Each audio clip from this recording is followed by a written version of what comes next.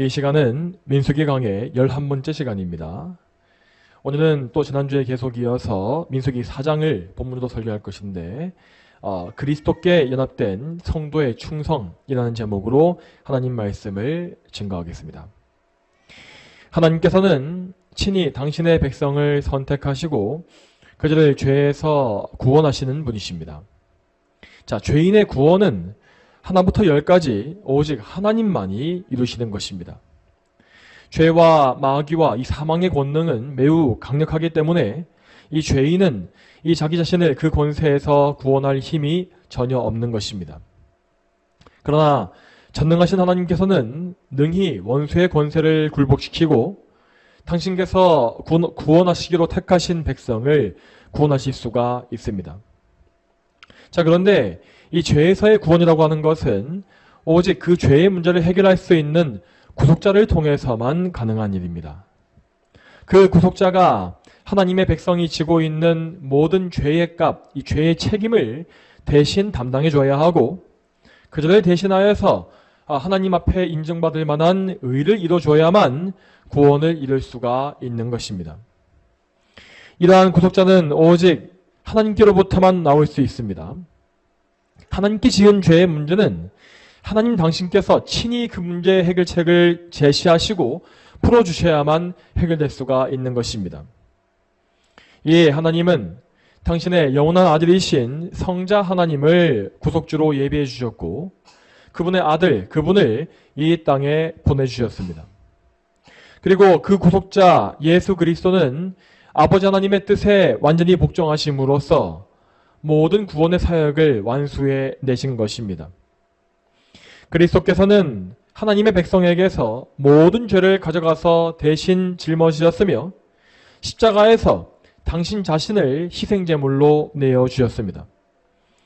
이렇게 죄인을 대신하여서 예수님께서 죄값을 치르신 이것을 가리켜 우리는 대속이라고 부릅니다. 이 대속을 위해서 예수님은 자기의 이 생명을 대속물로 하나님께 바치셨으며 또한 우리의 죄를 씻기 위한 속죄의 피를 흘려 주셨습니다. 자, 우리를 포함해서 신약시대에 사는 성도들은 이 구속의 사역이 자신에게 직접 적용되는 것을 다 믿고 있습니다. 우리 모두는 오직 예수 그리스도의 십자가를 통해서 구원을 받고 하나님의 자녀가 된 것을 믿지 않습니까? 자, 그렇다면 십자가 사건 이전에, 그러니까 구약시대에 살았던 하나님의 백성은 어떤 방식을 통해서 구원을 받는 것이겠습니까? 자, 이에 대해서 오늘날 많은 사람들은 이 복음을 오해하는 생각을 많이 합니다. 그러니까 그들은 구약시대의 성도들이 율법을 통해서 구원받았다라고 하는 생각을 한다는 것입니다. 자, 다시 말해서 구약의 이스라엘 백성들이 구원을 받기 위해서 제사를 드리고 절기와 각종 율법을 지켰다라고 하는 것이 그들의 생각인 것이죠. 하지만 성경은 결코 그러한 구원의 방식을 말씀하지 않습니다. 오히려 성경은 말하기를 구약의 율법이 구약시대의 성도들을 완전하게 할 수 없었다라고 선포합니다. 구약의 제사는 불완전했기 때문에 그 제사는 계속해서 반복되어야 했습니다. 다만 이 희생제물들은 죄를 다시 생각나게 만들 뿐이었고 죄를 없애지는 못했던 것이죠. 자, 이에 대해서 히브리서 10장의 말씀을 같이 보겠습니다. 히브리서 10장 3절부터 5절까지의 말씀을 먼저 읽어보겠습니다. 히브리서 10장 3절부터 5절까지 말씀 같이 읽어보겠습니다. 그러나 이 희생제물들로는 해마다 죄를 기억나게 하는 것이 있으니 수소와 염소의 피가 죄를 없애지 못하기 때문이다. 그러므로 그리스도께서 세상에 들어오실 때에 말씀하셨다. 주께서 희생제물과 헌물을 원치 않으시고 오히려 나를 위하여 한 몸을 예비하셨습니다. 아멘. 자, 그리고 또 이어서 10절 말씀도 같이 읽어보겠습니다. 히브리서 10장 10절 말씀 같이 읽어보죠. 네, 시작. 이 뜻 안에서 예수 그리스도의 몸을 단번에 들이심을 통하여 우리가 거룩하게 되었다. 아멘. 자, 히브리서 10장 3절부터 5절까지와 또 10절까지 말씀이었습니다. 자, 이처럼 히브리서의 말씀은 구약과 신약의 관계를 잘 정리해주고 있습니다. 이 말씀에 나온 바와 같이 이 제물의 피, 이 짐승의 피는 사람의 죄를 없애기 위해서 흘려진 것이 아니었습니다. 여러분, 이 사람보다 훨씬 열등한 짐승의 피로 어떻게 인간의 죄를 사할 수 있겠습니까? 또한 어떻게 짐승의 생명을 가지고서 사람의 목숨을, 그 귀한 목숨을 대신할 수가 있겠습니까? 그럴 수는 없는 것입니다. 그러므로 이 동물을 바치는 제사는 구약시대까지만 요구되었던 임시적인 예배의 방법이었습니다. 그것은 예수 그리스도께서 이 땅에 오시기 전까지, 정확히 말하면 예수님께서 십자가에 달려 돌아가시기 전까지 지켜야 했던 것으로서 오실 그리스도를 바라보고 믿게 하기 위한 임시적인 방편이었던 것입니다. 구약시대 성도들은 그래서 그들에게 주어진 모형을 가지고서 오실 그리스도의 빛을 멀리서 바라보고 또 소망했습니다. 그들은 장차 그리스도께서 오시어서 자기들의 죄를 용서하시고 그들을 대신하여서 하나님 앞에 의를 이루어주실 것을 간절히 바란 것입니다. 다시 말해서 구약시대의 모든 택함받은 성도들은 우리와 동일하게 그리스도를 믿음으로써 구원을 얻은 것입니다. 믿음의 대상인 그리스도는 구약과 신약의 성도들이 다 동일했습니다. 그렇지만 다만 그리스도를 믿는 방법에는 구약과 신약 사이에 차이가 있었던 것입니다. 자, 그렇다면 다음으로 구약시대의 성도들은 어떻게 아직 오시지도 않은 그리스도를 믿고 구원을 받은 것이겠습니까? 아직까지 시간적으로 그리스도께서 그들을 위해서 피 흘려주시지 않은 상태에서 그들의 구원이 이루어진 이유가 과연 무엇이겠습니까? 자, 그 이유는 하나님의 영원하심에서 찾을 수가 있습니다. 자, 우리는 보통 영원하다, 영원이라는 말을 생각할 때에 그 개념을 어떤 시간이 끝나지 않고 쭉 미래로 이어지는 것, 그런 것을 생각하지 않습니까? 자, 그것이 바로 우리 인간의 한계입니다. 우리는 지금 시간 속에 살고 있고, 그래서 영원이라고 하면 앞으로 끝없이 이어질 시간만을 생각한다는 것입니다. 그렇지만 하나님은 참으로 영원하신 분으로서 우리와 같이 시간에 전혀 얽매이지 아니하십니다. 하나님은 시간 밖에 계시기 때문에 그분께는 과거나 현재나 미래가 존재하지 않습니다. 그분에게는 우리가 알고 있는 모든 시간이 다 현재이고 이 우주의 역사 전체가 한눈에 펼쳐져 있는 것과 같습니다. 그래서 우리 입장에서 먼 과거라고 알고 있는 때이든지 아니면 우리가 먼 미래라고 생각하는 그때이든지 하나님은 그 모든 시간을 다 한 번에 보시면서 단번에 주관하실 수 있다는 것이죠.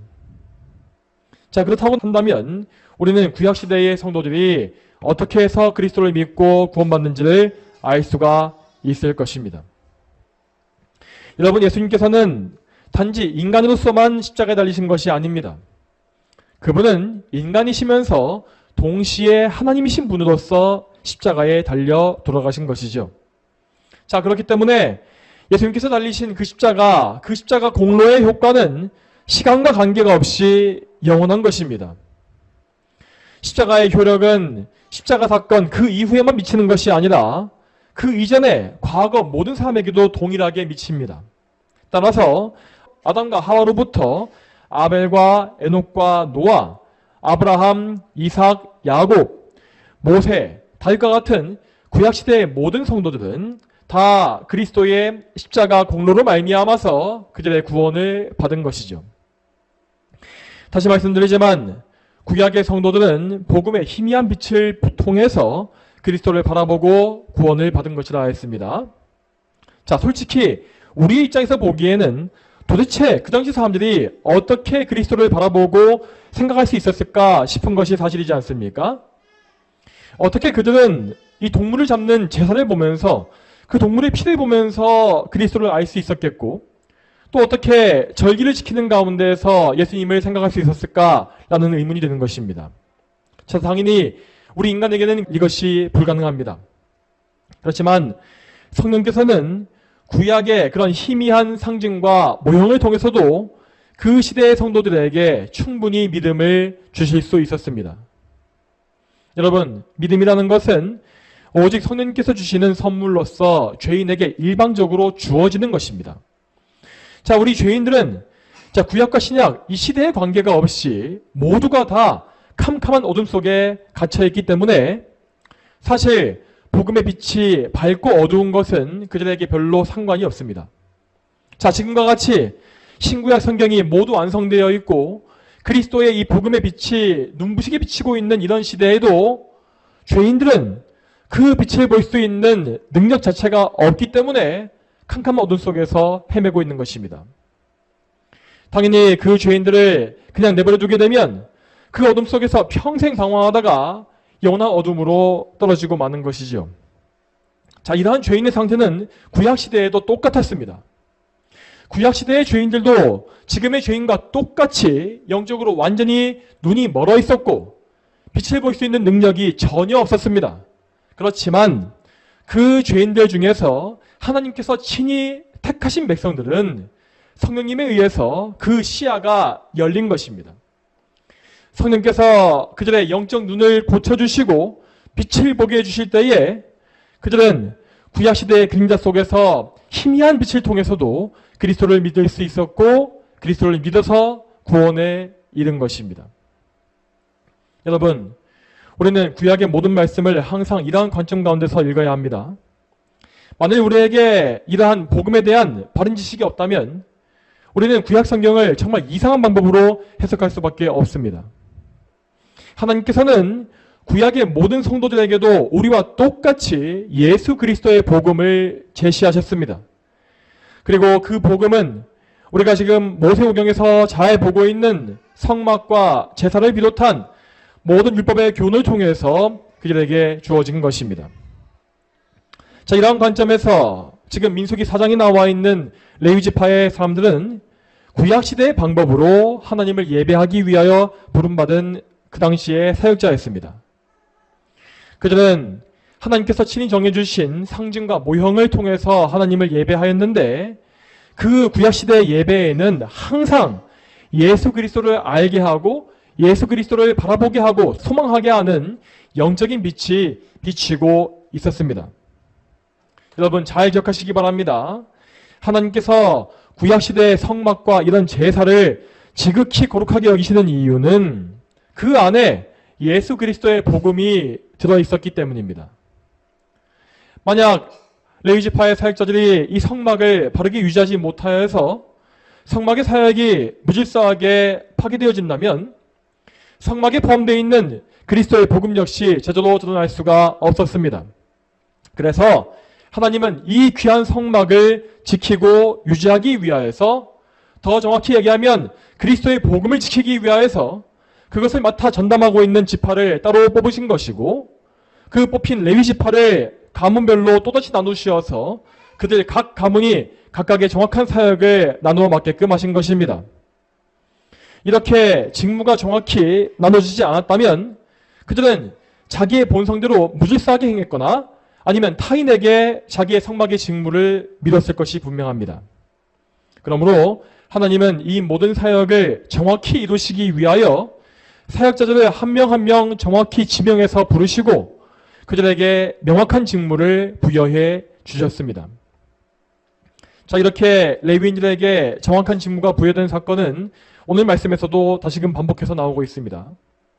하나님은 먼저 레위지파의 세 가문에게 각각의 임무를 주셨고 또 곧바로 이어서 그들의 수를 계수하라고 명하십니다. 이에 모세와 아론은 레위인들의 지도자, 즉 장로들과 함께 레위인들을 계수하는 작업에 착수합니다. 자, 물론 하나님은 이 각 레위인들의 숫자가 얼마인지를 이미 다 알고 계셨습니다. 그뿐만 아니라 하나님은 이스라엘 백성 전체의 모든 인구를 다 아셨고 그들 각 사람을 하나하나 세밀하게 다 알고 계셨습니다. 그럼에도 불구하고 하나님께서 이렇게 레위인의 계수를 명령하신 이유는 이렇게 사역자로 부름받은 사람들에게 소명감과 책임감을 심어주시기 위함이었습니다. 자, 이때에 백성의 장로들은 직접 레위인들을 각각 불러서 그들의 수를 세웠고 그들의 이름을 사역자의 명단에 기록하였습니다. 이렇게 부름받은 사람들은 자기 이름이 사역자의 명단에 기록될 때에 자기에게 맡겨진 바 거룩한 직무에 대해서 책임감을 느끼게 되었을 것입니다. 또한 하나님은 백성들의 명단을 효과적으로 기록하고 관리하게 하시기 위하여서도 레위인의 계수를 백성들이 직접 행하도록 명하신 것입니다. 자, 이러한 과정을 통하여서 성막을 섬긴 사역자의 명단과 그 숫자는 정확히 확정되었습니다. 그전엔 레위 지파 중에서 만 30세에서 50세까지 남성이라고 하였습니다. 가장 먼저 성막 내부에 있는 지성물을 담당하는 그앗 자손이 나와 있는데 그들의 수는 2750명이라고 되어 있습니다. 그리고 그 다음으로는 이 성막의 포장 부분을 담당하고 있는 게르손 자손이 2630명으로 계수되었고, 또한 다음으로 성막의 나무 벽체와 기둥 그리고 받침 등을 담당하고 있는 므라리 자손은 총 3200명이라고 나와 있습니다. 이렇게 해서 레위 지파에서 성막을 운반하고 관리하는 사역자의 숫자는 총 8580명으로 확정되었습니다. 자, 그런데 이 숫자는 사실 그 수요가 너무나 많은 것이 아닌가라는 생각이 들 수 있습니다. 물론 성막이라는 이 건물은 결코 그 규모가 작지는 않았습니다. 하지만 그 건물을 옮기는 일에 이렇게 굳이 1만 명에 가까운 사역자가 필요했을까 하는 의문이 들 수 있을 것입니다. 하지만 지금과 같이 어떤 자동화 장비가 갖춰지지 않았던 고대의 환경에서 성막을 해체하고 운반하며 다시 설치하는 이러한 작업은 상당히 많은 인력을 요구했습니다. 또한 광야시대 중에는 때때로 상당히 짧은 기간 중에서 성막을 이동해야 할 때가 있었기 때문에 성막에는 많은 레위인들의 사역자가 반드시 필요했던 것입니다. 그리고 이 레위인들은 단지 성막을 움직이는 임무뿐만 아니라 성막을 지키고 방어하는 임무도 맡고 있었습니다. 레위 지파 사람들은 성막을 둘러싸고서 사방에 자기의 장막을 침으로써 외부인들이 성막에 함부로 접근하지 못하게 하는 방어의 임무를 맡은 것입니다. 이러한 목적을 위해서도 하나님은 이렇게 다수의 레위인 사역자를 세워주신 것이죠. 자, 여러분, 오늘 본문은 다소 무미건조하게 숫자만이 반복되는 것과 같이 보일 수 있을 것입니다. 그렇지만 이 구절 중에서도 우리는 아주 중요한 말씀을 발견할 수가 있습니다. 자, 그것은 여호와께서 명령하신 대로라고 하는 표현입니다. 이 표현은 오늘 본문 전체에서 무려 4번이나 반복되고 있는 것을 볼 수 있습니다. 먼저 37절 말씀에 여호와께서 모세를 통해 명령하신 대로라고 되어 있고, 또 이어서 41절 말씀에서도 여호와께서 명령하신 대로라고 또 되어 있습니다. 그리고 45절과 49절에도 또다시 같은 표현이 나와 있는 것을 우리는 볼 수 있습니다. 자, 이런 것은 단순히 비슷한 문장이 반복되기 때문에 나온 것이 아닙니다. 성경은 하나님의 영감으로 기록된 말씀이기 때문에 그 안에 항상 하나님의 거룩한 뜻이 담겨 있습니다. 하나님께서 아무런 목적이나 생각이 없이 행하시는 일은 이 땅에 아무것도 없습니다. 그러므로 성경책에서 계속 반복되지는 말씀이 있다면 거기에는 분명 하나님께서 우리에게 강조하시는 뜻이 담겨 있는 것입니다. 하나님은 이 반복된 표현에서 당신의 명령에 그대로 복종하는 충성을 말씀하고 계십니다. 여러분, 오늘 이 말씀에서 하나님의 명령에 충성한 사람들은 모세와 아론 두 사람으로 나와 있습니다. 이 모세와 아론 두 사람은 정말 성경 전체에서도 하나님 말씀에 가장 충성했던 거룩한 인물로 나와 있죠. 특히 모세의 경우에 그는 하나님께 일꾼으로 부름받은 이후로 40년간 변함이 없는 충성과 사랑을 바쳐드렸습니다.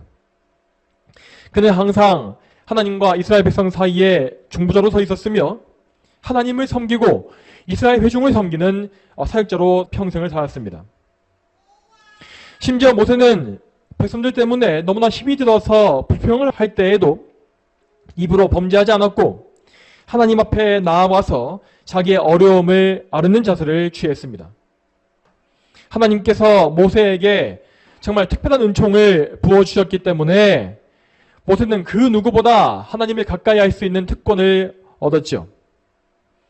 또한 그는 하나님의 은혜 안에서 가장 많이 성화됨으로써 하나님을 닮은 거룩한 성품을 많이 소유했습니다. 그래서 성경은 말씀하기를 모세가 지면에 있는 어떤 사람보다도 더욱 온유하였다라고 말하고 있는 것입니다. 다음으로 아론의 경우에 그는 그 충성과 거룩에서 모세에 미치지는 못했습니다. 하지만 그 역시 우리로서는 범접할 수가 없는 충성의 삶을 살았던 사람임에 분명합니다. 그는 이스라엘의 초대 대제사장으로서 막중한 임무를 수십 년간 감당했습니다. 특히 그는 자기의 두 아들이었던 나답과 아비후가 황망하게 죽임당한 사건 속에서도 전혀 하나님을 원망하지 아니하고 잠잠히 있었다고 하였습니다. 그리고 그는 자기를 더럽히지 않기 위하여서 아들들의 장례식에도 가지 않았으며 하나님께서 기뻐하시는 일을 하기 위해서 계속 힘썼지요. 이처럼 아론은 하나님의 명령에 전적으로 충성하기 위하여서 자기를 쳐서 복종시키는 자기 부인의 삶을 살았던 것입니다. 자, 이러한 충성의 모습을 볼 때에 우리는 이 모세와 아론이라고 하는 인물을 하나의 모범으로 삼고 본받을 필요가 분명히 있습니다. 그렇지만 우리는 항상 그럴 때에도 사람을 너무 높이지 않도록 조심해야 합니다. 우리가 성경을 읽을 때에 성경을 인물 중심으로 해석하면서 그 인물을 본받아야 한다고 해석을 하게 되면 결국 그것은 인본주의적인 해석이 될 수밖에 없습니다. 우리는 항상 먼저 그 사람을 그렇게 만들어주신 하나님께 집중해야 합니다. 하나님께서 과연 어떤 과정과 섭리를 통하여서 한 사람을 인도하신 것인지, 그리고 그에게 어떤 은혜를 베풀어 주셔서 그를 위대한 인물로 삼으신 것인지, 이러한 사실을 우리가 봐야 한다는 것입니다. 이러한 관점에서 우리는 모세와 아론을 충성된 자로서 만드신 하나님께 영광을 돌려야 합니다. 모세와 아론이 오늘 말씀에서 와 같이 철저한 충성을 할 수 있었던 이유는 모두 전적으로 하나님의 은혜 덕분이었습니다. 그들은 원래 본성적으로 우리와 똑같은 죄인에 불과했습니다. 저 모세는 젊은 시절에 자기의 힘으로 이스라엘 백성을 구원하려고 시도하다가 사람을 죽였던 살인자였습니다. 그는 사람을 죽이고 그 시체를 숨겼으며 결국에 그 일이 탄로나서 도망자의 신분이 되고 말았죠. 그리고 그는 나중에 이스라엘을 인도하던 중에도 자기의 혈기 때문에 하나님의 명령을 어기는 죄를 지었던 사람이었습니다. 또한 아론 역시 그의 삶 가운데 충성하지 못하고 하나님께 크게 범죄했던 일이 많았던 인물입니다. 모세가 율법을 계시받기 위해서 시내산에 올라갔을 때에 아론은 백성들의 성화에 이기지 못하고 그들의 불신앙에 동참했습니다. 그래서 그는 백성들의 금을 모아다가 금송아지 우상을 만드는 큰 범죄를 자행하고 말았죠. 그 이후에도 아론은 모세가 에티오피아 여자를 아내로 맞이했을 때에 미리암과 함께 목소리를 높여서 모세를 비난했고 그의 권세에 도전하기도 하였습니다. 이처럼 아론은 그의 충성과 전혀 상반되는 심각한 반역을 몇 차례나 저질렀던 사람이었습니다. 이와 같이 모세와 아론은 우리와 똑같은 성정과 똑같은 죄성을 가진 사람이었고 오히려 일반적인 성도에게서 잘 볼 수가 없는 끔찍한 죄를 지은 바 있었던 그런 죄인이었습니다. 그럼에도 불구하고 하나님은 그들에게 긍휼을 베푸시어서 그들이 이렇게 탁월한 충성을 행할 수 있도록 그들을 강하게 붙잡아 주신 것입니다. 자, 여러분, 그러므로 우리는 어떤 위대한 인물을 볼 때에 그를 보고 감탄할 것이 아니라 그를 그렇게 인도해 주신 하나님을 찬송해야 합니다. 하나님께서 어떻게 저 끔찍한 죄인을 들어서 이렇게 위대한 일을 행하시는가? 저 죄인을 어떻게 이렇게 놀랍게 변화시키셔서 거룩한 죄의 일꾼으로 삼으시는가 하는 것을 보고 감탄하며 찬송해야 하는 것입니다. 그리고 또한 우리는 우리에게도 그러한 하나님의 은혜가 임하기를 소망해야 합니다. 여러분, 하나님은 전능하신 분이시기 때문에 연약한 죄인들에게 역사하시어서 놀라운 성화의 열매를 맺게 하시는 분입니다.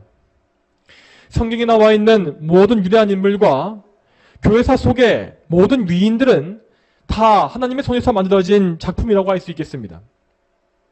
그들은 모두 우리와 똑같이 아담의 본성을 유전받은 비참한 죄인이었습니다.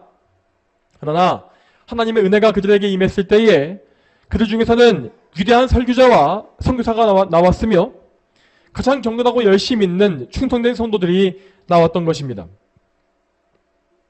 그들과 같이 위대한 성도의 삶을 볼 때에 우리는 마음속에 거룩한 열심을 품어야 합니다. 비록 지금 나의 상태는 너무나 죄가 많고 믿음도 약하지만 그럼에도 불구하고 우리는 하나님을 영원롭게 하고 싶은 그런 열망을 품어야 하는 것입니다.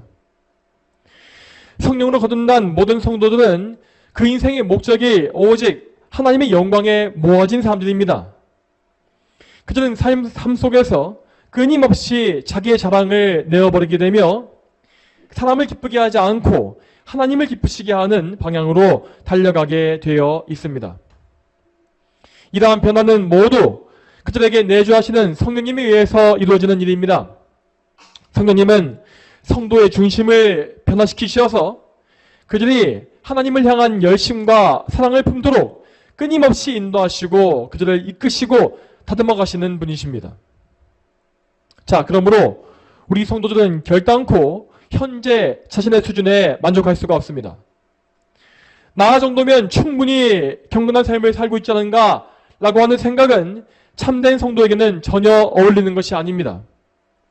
그렇기 때문에 참된 성도들은 아무리 위대한 인물을 볼지라도 그 사람을 자기 모범으로 삼을 수가 없는 것입니다. 물론 신앙적인 면에서 어떤 사람을 선생으로 삼고 그 사람과 같이 하나님을 사랑하기 위해서 애쓰는 것은 좋은 일입니다. 하지만 우리가 사람을 닮으려고 애쓴다라고 하는 것은 결국 나의 노력과 나의 힘에, 그러니까 인간의 힘에 의지하는 것에 불과한 것입니다. 우리는 누군가를 닮으려고 할 것이 아니라 오직 예수 그리스도와의 연합을 추구해야 합니다. 여러분, 성도들이 말씀에 순종하고 하나님께 충성할 수 있는 것은 자기의 의지와 노력에 달린 일이 아닙니다.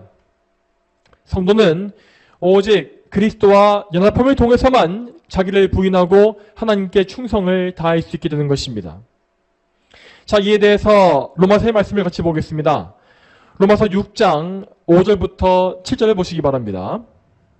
만일 우리가 그분의 죽으심과 같은 죽음으로 그분과 연합한 자가 되었으면 또한 분명히 그분의 부활하심과 같은 부활로 그분과 연합하는 자가 될 것이다. 우리가 아는 대로 우리의 옛사람이 예수님과 함께 십자가에 못 박힌 것은 죄의 몸이 멸하여 우리가 다시는 죄에게 종노릇하지 않게 하려는 것이니 죽은 자는 이미 죄에서 해방되었다. 아멘. 우리가 읽은 이 로마서의 말씀은 예수님과 성도 간의 연합을 두 가지 측면에서 말해주고 있습니다.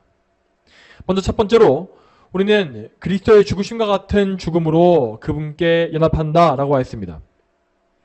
이 연합은 곧 우리의 옛사람이 십자가에 못 박혀 죽은 것을 의미합니다. 우리 모두는 아담의 후손으로 태어났기 때문에 나면서부터 아담과 연합한 것 같은 상태에 있습니다. 그래서 성령님은 우리를 거듭나게 하실 때에 먼저 우리 안에 있는 그 타락한 본성, 아담의 옛사람의 본성을 죽이심으로써 우리가 새 사람이 되어 살 수 있도록 역사해 주시는 것입니다. 자, 이러한 옛사람의 죽음을 가리켜서 바울은 말하기를 그리스도와 함께 십자가에 못 박힌 것이라고 하였습니다. 이 말씀에 따르면 하나님께서 구원하시기 위해 예정하신 성도들은 이미 예수님께서 십자가에 못 박혀 죽으실 때에 그 옛 본성이 십자가에 예수님과 함께 못 박혀서 심판을 받은 것과 같은 것입니다. 비록 우리는 그때 그 자리에 없었긴 하지만 우리의 죄성과 모든 죄는 이미 예수님의 십자가에 함께 못 박힘으로써 그 죽음이 확정된 것입니다. 이렇게 하나님은 우리 모두의 구원을 예수님의 십자가에서 확정해 놓으셨고 그 이후 우리가 그리스도를 믿는 그때에 그 확정된 구원을 우리에게 선물로 주시어서 적용해 주시는 것입니다. 자, 그리고 그리스도와의 연합은 반드시 다음으로 그분의 부활에 연합하는 것까지 나아가야 합니다. 이 부활의 연합은 궁극적으로 최종적인 부활의 날에 성취될 것입니다. 하지만 그 마지막 날이 이르기 전에도 우리 성도들은 예수님의 부활에 연합하는 그런 경험을 모두 해야만 합니다. 이것은 곧 우리가 성령으로 거듭나서 새 사람이 되어서 사는 그 새 삶을 의미합니다. 2000년 전에 예수님께서 사망을 이기시고 부활하신 그 사건은 단지 예수님 한 분만이 부활해서 나오신 것이 아니었습니다. 그 부활에는 하나님께서 택하신 모든 백성이 함께 연합되어 있었던 것입니다. 예수님께서는 부활의 첫 열매가 되셔서 영화로운 몸을 입고 다시 사셨으며 우리 성도들은 모두 부활하신 그리스도의 뒤를 따르는 지체들이 되었습니다. 그러므로 성도들은 그리스도의 부활에 동참함으로써 그리스도의 인성에 연합한 거룩한 삶을 살게 되는 것입니다. 이와 같이 구원받은 성도들은 자기 옛사람을 그리스도의 무덤에 묻어놓은 사람들입니다. 그들의 옛 본성은 이미 그리스도의 십자가에서 심판받았으며 이제 더 이상은 그들을 지배하지 못할 것입니다. 자, 물론 이 말은 우리가 구원받은 즉시 천사와 같이 순결한 삶을 살 수 있다는 뜻은 아닙니다. 우리의 옛 본성은 물론 사형 선고받은 것이고 최후 심판날에 완전히 제거될 것입니다. 그러나 하나님은 우리가 거듭난 이후에도 우리 안에 여전히 옛 본성이 일부 남아있게 허락하셨습니다. 그래서 우리는 우리 안에 남아있는 옛 본성과 치열한 싸움을 시작하게 된 것입니다. 여러분, 하지만 이 싸움은 결코 의미가 없는 시간 낭비가 아닙니다. 우리는 이 영적 전투를 통하여서 더더욱더 그리스도를 사모하게 되고 또한 삶의 모든 면에서 그분과 연합하기 위하여서 더욱더 기도로 매달리게 되는 것입니다. 이러한 과정을 통해서 우리는 우리 안에 점점 더 그리스도의 형상이 이루어져가는 것을 볼 수 있습니다. 내가 과거에 도무지 이길 수 없었던 죄의 본성이 무너지고 나도 모르는 사이에 그리스도를 닮은 거룩한 성품이 점점 더 강화되는 그런 열매를 보는 것입니다. 그리고 이렇게 선한 싸움을 해나가는 성도들은 점점 더 하나님께 충성하는 그런 열매를 맺을 것입니다. 오늘 말씀에서 모세와 아론이 보여주었던 그 충성과 같이 참된 성도들은 그리스도와 연합함으로써 순전한 충성을 바칠 수가 있다는 것입니다. 여러분, 옛적에 저 모세와 아론은 우리와 똑같은 은혜에 의해서 하나님께 충성한 것입니다. 그들은 믿음으로 오실 그리스도를 바라보았고 그리스도와 연합함으로써 순종과 충성의 삶을 살 수 있었습니다. 여러분, 그러므로 우리는 그들의 충성을 볼 때에 정말 많은 부끄러움을 느껴야 마땅합니다.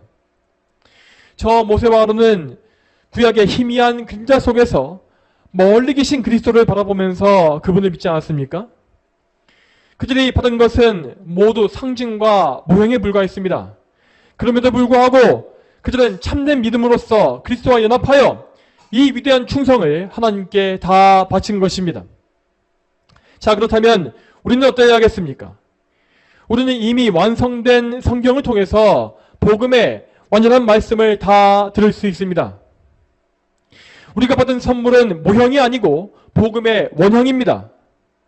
우리는 지금 의의 태양이신 예수 그리스도를 직접 알고 믿을 수 있으며 그분에 대해서 명확하게 설교하는 설교를 잘 들을 수 있습니다. 그렇다면 하나님은 분명히 우리에게 저 구약시대보다 더 큰 충성을 기대하시고 요구하실 것이 분명합니다. 그런데 우리에게 그러한 충성이 어디에 있습니까? 우리는 지금 너무나 많은 은총을 받고 있지만 그 은혜에 비해서 정말 부족끝없는 충성만을 바치고 있을 뿐입니다. 사랑하는 성도 여러분, 그러므로 우리는 우리의 연약함과 불신앙을 부끄럽게 여기고 회개해야 합니다. 또한 우리는 낙심할 것이 아니라 그리스도 안에 있는 은혜를 더욱더 사모하고 더 많이 열렬히 구해야 합니다. 우리에게 항상 필요한 것은 나의 강한 의지나 노력이 아닙니다. 우리에게는 먼저 믿음이 필요하고 믿음으로 그리스도와 굳게 연합하는 것이 필요합니다.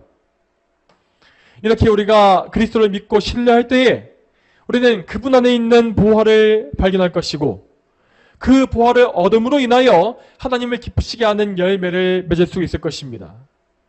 그러므로 성도 여러분, 오늘도 예수 그리스도의 은혜를 사모하시기 바랍니다. 여러분의 옛 본성이 십자가에 못 박히고 그리스도의 부활에 연합한 새 삶을 살게 달라고 항상 기도하십시오. 우리 모두가 오늘 이 말씀과 같이 하나님께 충성의 열매를 그리스도 안에서 다 바칠 수 있게 되기를 축복합니다. 다 함께 기도하겠습니다. 하나님 아버지, 오늘도 구약 성경의 말씀을 통하여서 우리가 그리스도의 복음을 볼 수 있게 하심에 참으로 감사합니다. 우리는 오늘도 하나님께 충성하기 위해서 힘쓰고 있지만 항상 우리의 죄성과 연약함으로 인하여서 넘어지고 실패하고 있습니다. 하나님, 이럴 때 우리가 바라야 할 것은 우리의 노력과 힘이 아니라 예수 그리스도 안에 있는 능력임을 저희는 믿습니다. 우리가 항상 성령 안에서 더 큰 믿음을 소유하여 예수님을 굳게 붙잡게 하시고 예수님께 붙들려서 예수님과 연합함으로 말미암아 하나님을 기쁘시게 하는 그런 충성의 삶을 살 수 있도록 인도하여 주시옵소서. 감사드리옵고 예수님의 이름으로 기도 올립니다. 아멘.